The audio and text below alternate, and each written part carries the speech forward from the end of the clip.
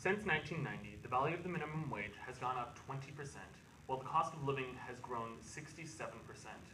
Those who earn minimum wage earn $15,080 a year, while studies show that $30,000 a year is necessary for true economic security.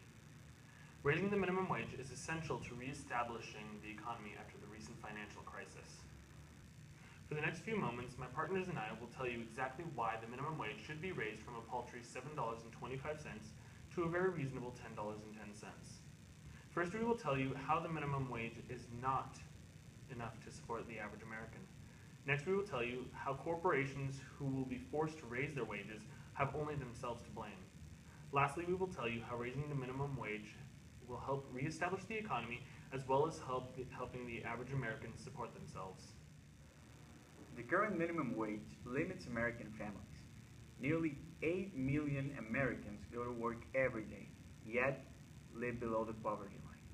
According to MSNBC, raising the federal minimum wage to $10.10 could increase the pay of 28 million Americans.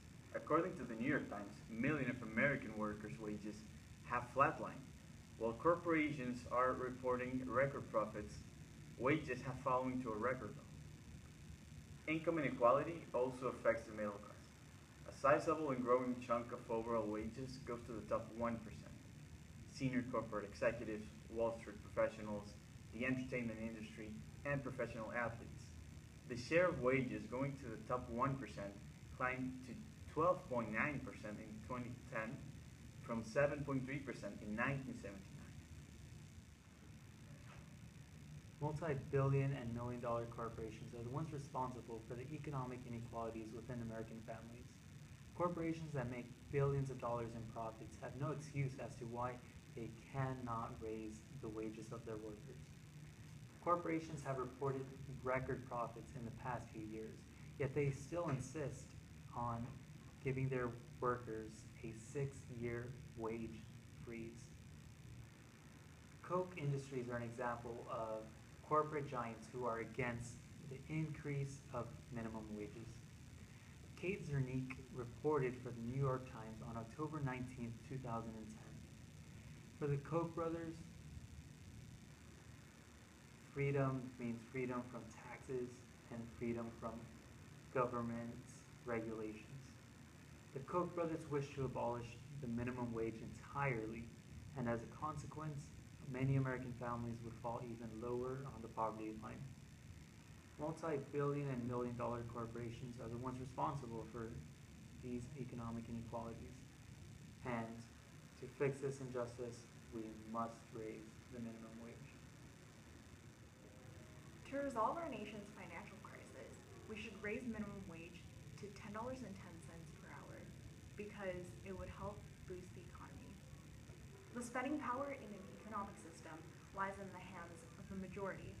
In the United States, the majority would be the working class. Therefore, logically, if we were to find a way to boost the economy, it would be to raise minimum wage so we get the majority out from under the poverty line. And because more and more people have fallen below the poverty line, raising minimum wage will also help citizens out of serious debt. According to the National Center for Children in Poverty, average debt of low-income families has doubled in the last 10 years.